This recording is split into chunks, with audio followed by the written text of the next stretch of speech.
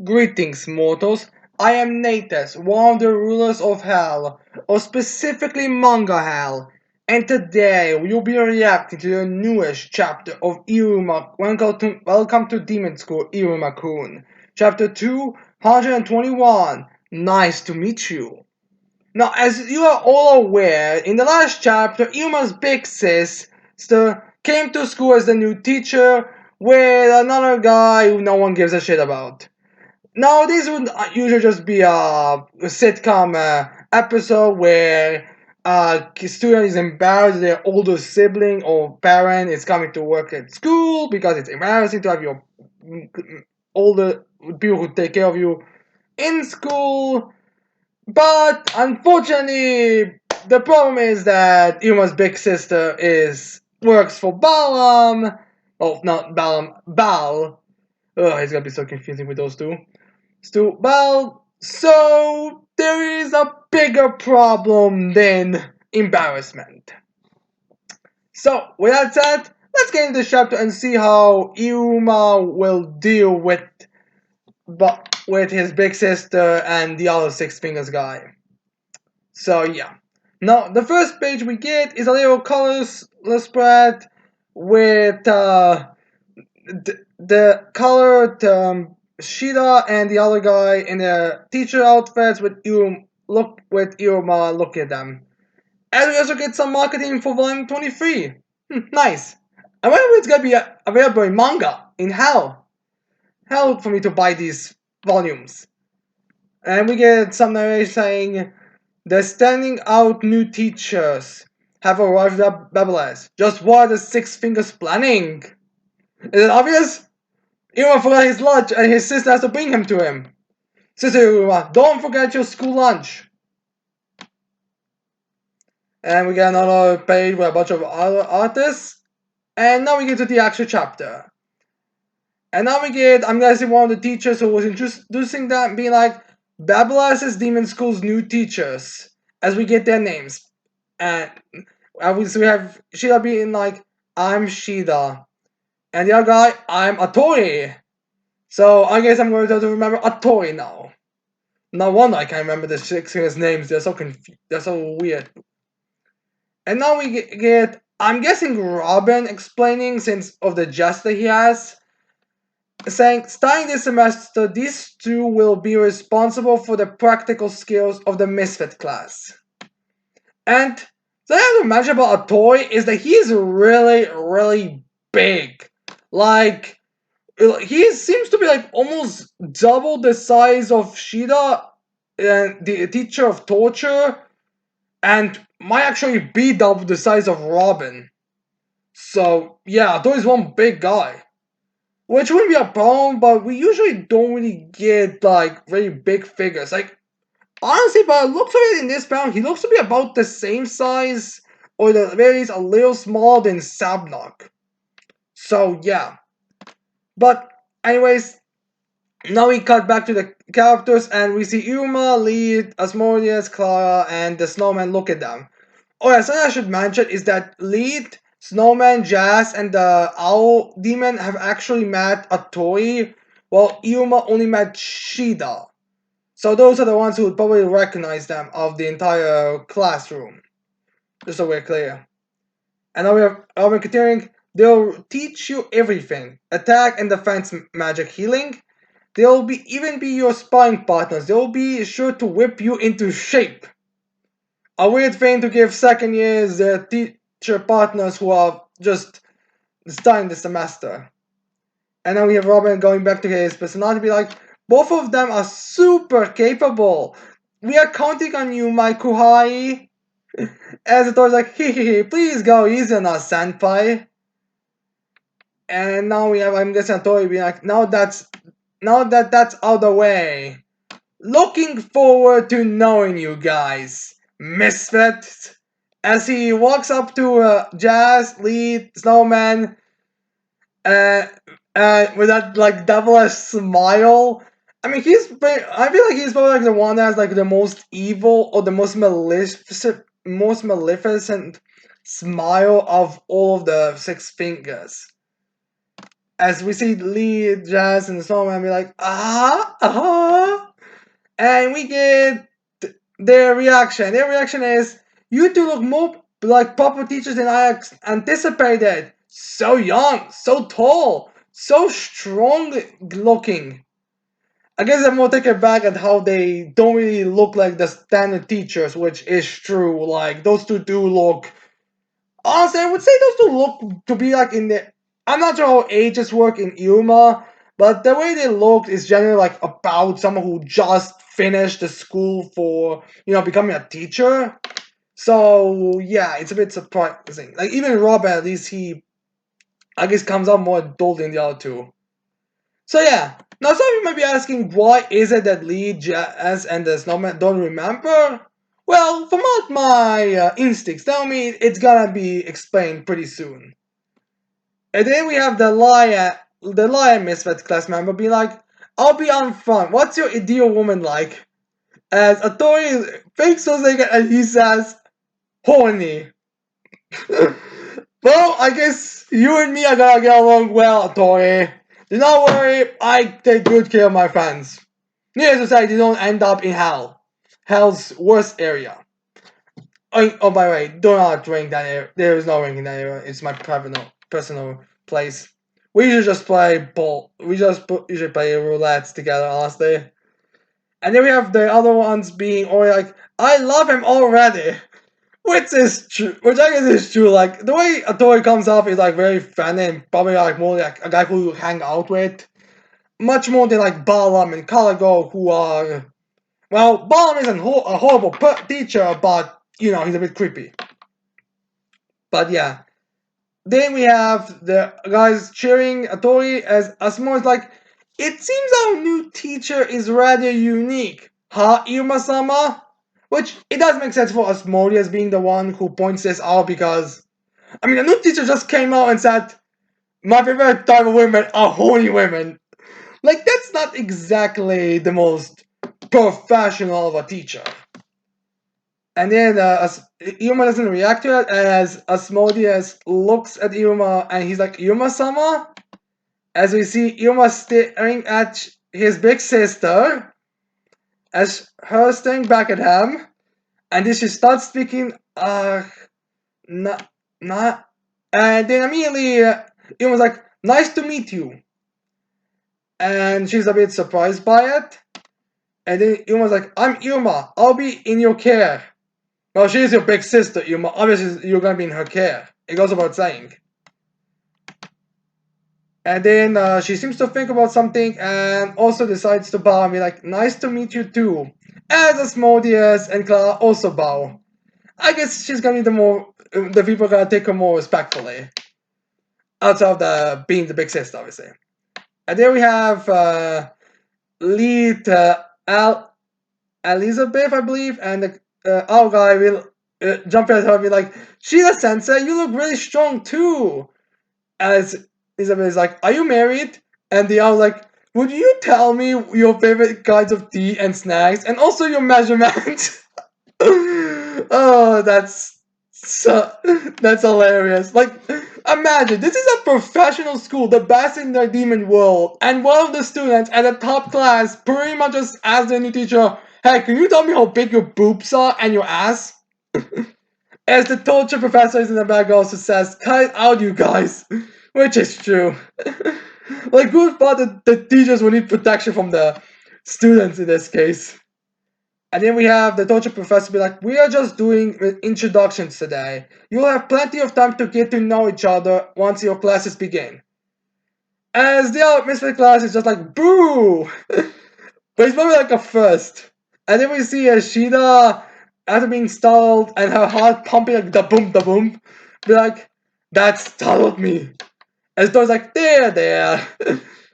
Which is very shocking and hilarious, honestly. Like, this is also like one of our main threats. Like, these are supposed to be like the main villain's top henchmen. This is like the Espada or the Sternritters or the lieutenants in the Paranormal Liberation Front. And then one of them literally just got started by a bunch of kids, well, 3 students jumping at her and asking her a couple of questions. So yeah. Anyways, now we have the torture sensei saying, "Here you go. These are the students' data sheets. You may proceed as directed." As Atori, I'm guessing is like yes. And then we have Atori leaving and saying, "Okay, please excuse us." Which I'm guessing is supposed to be like them like going through the notes or getting like fully introduced and stuff like this. Like it's not mentioned if they've been here. Like the way it's been explained to Robin, it seems like this is like their first time properly seeing the school or proper like interacting with students. So I'm guessing right now they're probably like going to this teacher's lounge to like get more like, oh, what will we be teaching outside of the misfit class? And then we see the student be like, bye bye, sensei, see you later.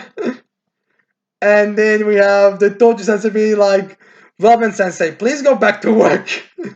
Which is also a bit true. As we see, then we see Clara, Iruma, Asmodeus. Well, we see Clara and Iruma waving at them, which is more just looking a bit weird, like a bit suspicious.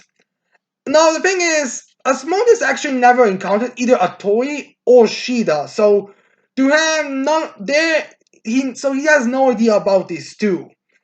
So I'm guessing it's just that first introduction seemed a little weird for a new teacher. And then we see Atori looking back at Iruma. And then we have them walking as Atori walks in front, whistling to herself like a child, also staring as Atori is behind him. And then Atori's like, man, kids are so energetic, huh? But yeah, we've totally nailed first contact, don't you think?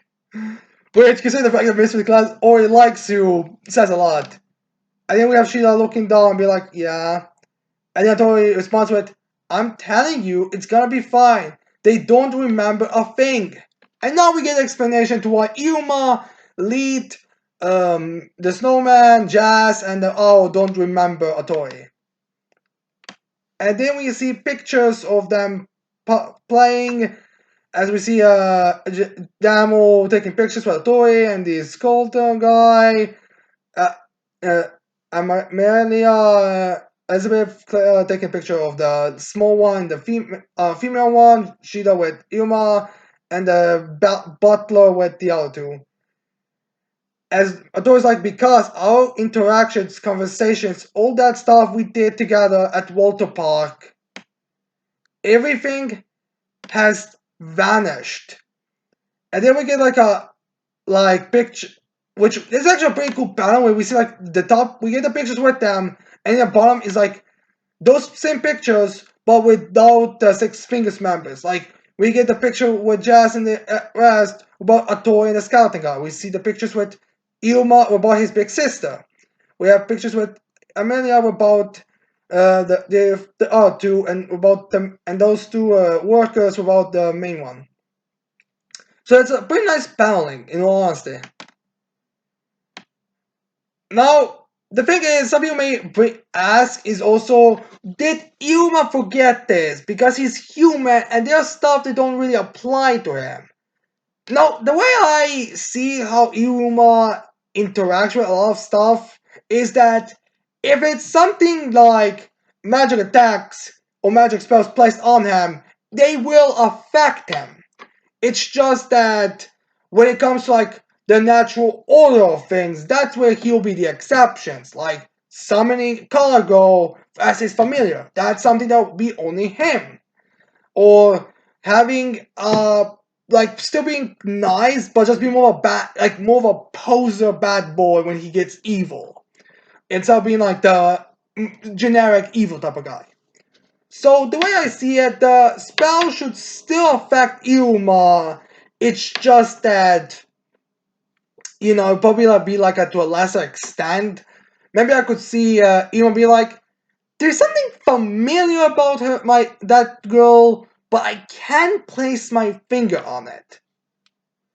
So I could say something like that, but as it stands, I feel like Iruma has no memory of her at all. I feel like he would probably also mention like, hey, didn't we meet somewhere before? Or mention her directly.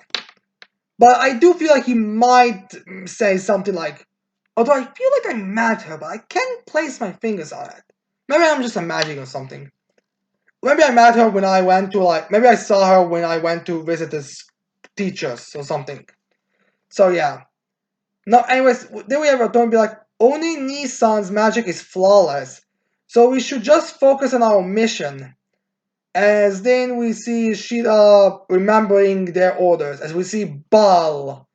And he's like, find everything that's left of Delkira and bring it all to me. And doesn't matter what it is, as long as a trace of him remains in it.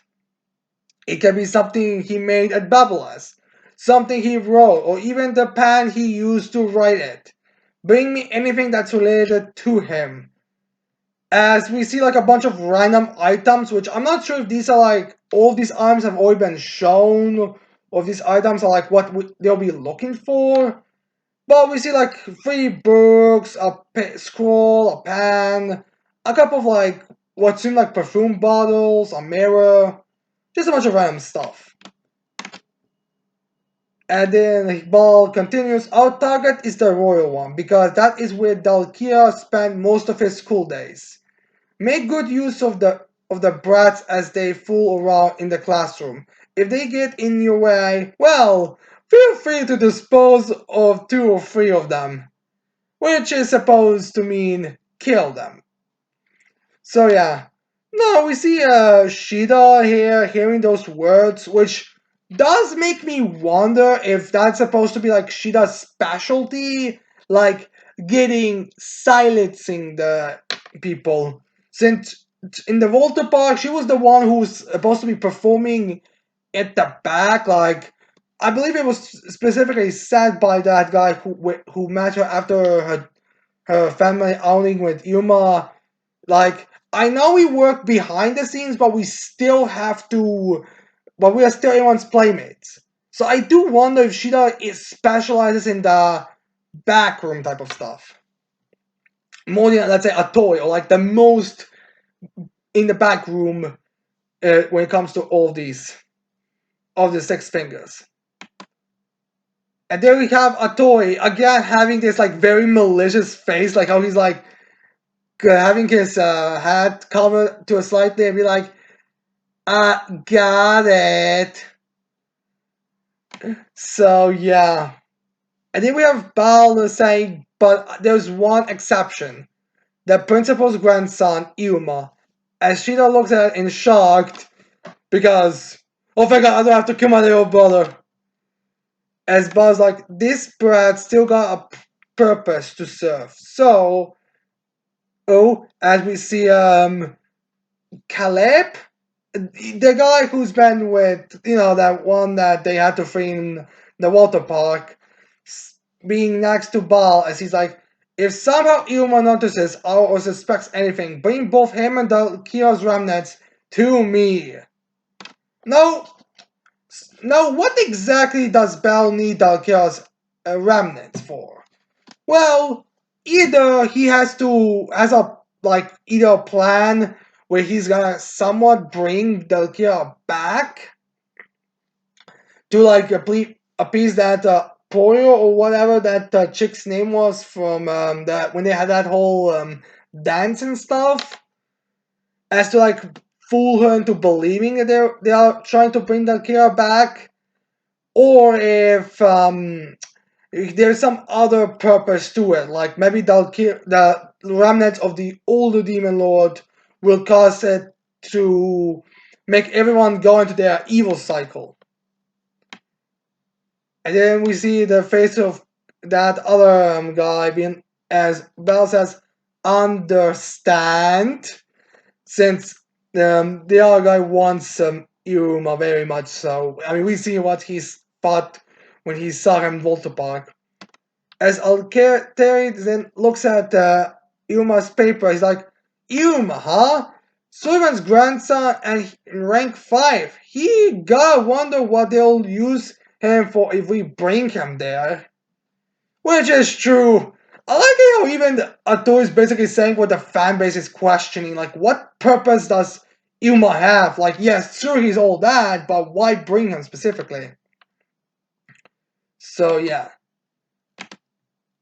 Now, the next then the next chapter is like, And then we have Atoy back. Well, I'm sure it won't be anything good as he starts to laugh and she is like still silent. And then Atoy looks back at Shida and is like, Shi-chan. And he's like, I don't know why you're being so moopy, but take it easy. Let's just have fun, alright? And what you say we treat ourselves to a drink? We will have a kickoff party. A toast to the beginning of our lives as teachers. Which I kind of thought was just a fun character in all honesty.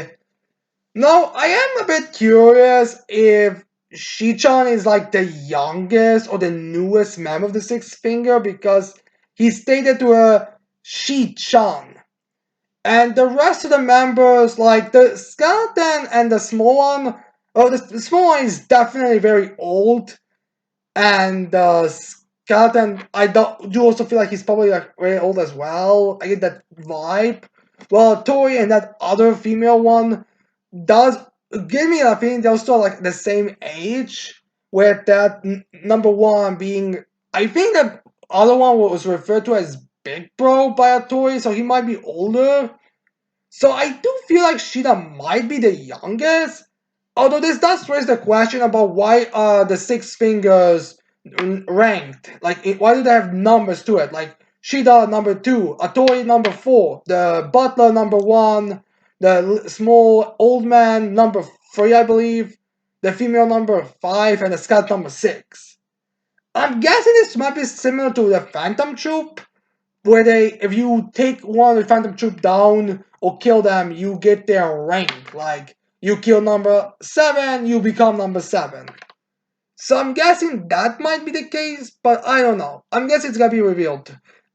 Probably it's gonna be revealed rather soon since Shida and Atori are gonna be more involved. And now we get Atori saying cheers as Balam shows behind them, and they are both noticing and they're a bit shocked. I'm guessing because of what Atori was saying a little minutes ago, and that's a bit suspicious, and they don't know how long Balam was listening to them. And the final page of this chapter, as we have Balam be like, "Whoa there, sorry, I didn't mean to scare you. You're the new teachers, right?